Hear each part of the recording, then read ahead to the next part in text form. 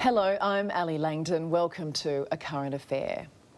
Detective leading Senior Constable Neil Thompson, an adventurer who spent nearly 4 decades in the force. At 59, he was looking forward to a well-deserved retirement with the love of his life, Lisa.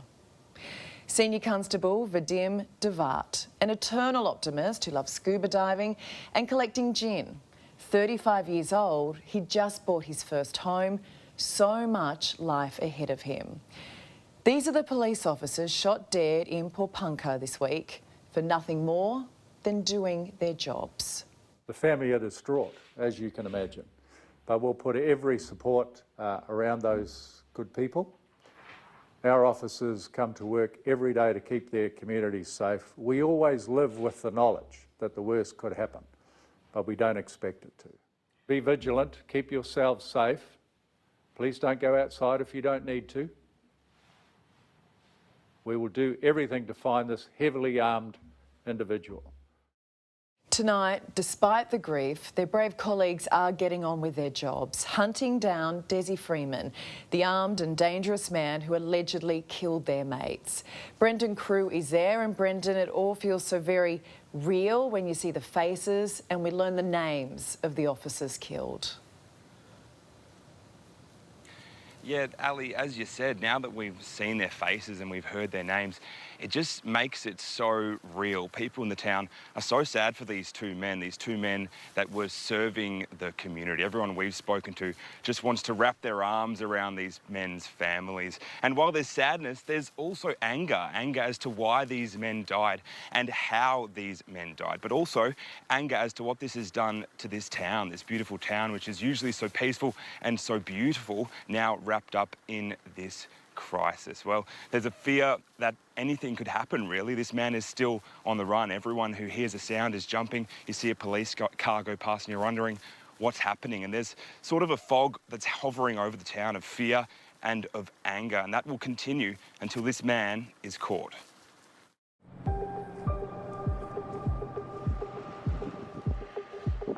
Why weren't you worried? I got my guns there. Yeah. I do deer hunting. I taught my son how to shoot. So you were ready to defend your home? Yes, yes. Ken Wilson is 83 years old. He's a neighbour of Australia's most wanted man, Desmond Philby, now known as Desi Freeman.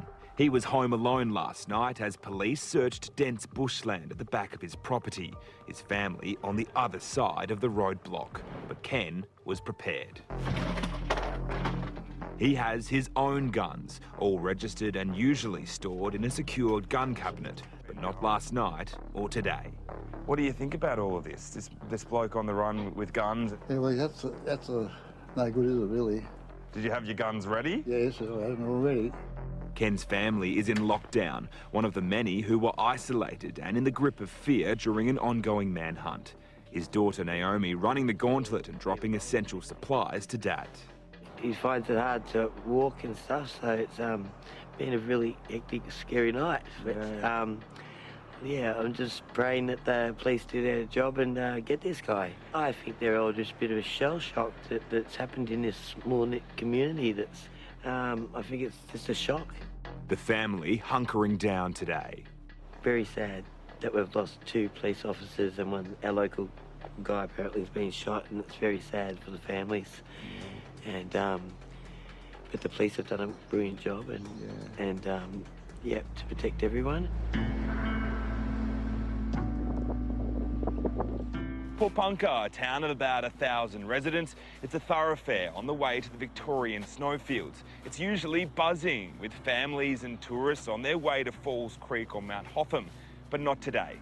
Today, it's a ghost town. Residents told to stay indoors and not make unnecessary journeys. The only people in town today are the police and the media. We continue to learn more about Desi Freeman, a self-proclaimed sovereign citizen who was under investigation by the Sexual Crimes Squad. Our understanding of him is he understands bushcraft well, which provides a challenge for us. But we keep an absolutely open mind on what options are open to him, and those options will inform our approach. Victoria Police Chief Commissioner Mike Bush. Anything's possible. He knows that area, even though we have experts in the area, he will know that area better than us. This is Freeman impersonating a member of Victoria's Country Fire Authority. This is a Yarrabulla arm of Lake Buffalo.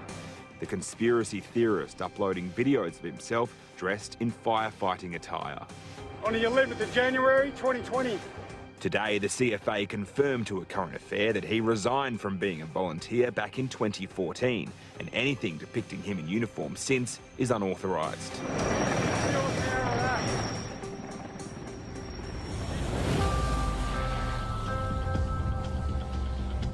I think the individual could survive for quite a while, and I think that kind of points to an important facet of this, which is the police will have patience.